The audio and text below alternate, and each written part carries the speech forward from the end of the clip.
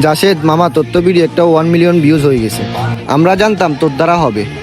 আমরা জানতাম তুই একদিন সফল হবি। চল এখন আমাদেরকে একটা ট্রিট দিয়ে।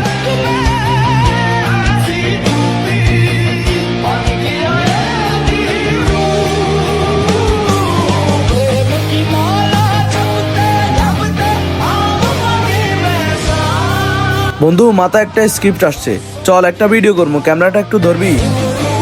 যা এখান থেকে, আমাদের হাতে এখন সময় নাই। এসব পাগলামি করে কিছু করতে পারবি না, যা এখান থেকে। कहानी बहादुर जिराया की।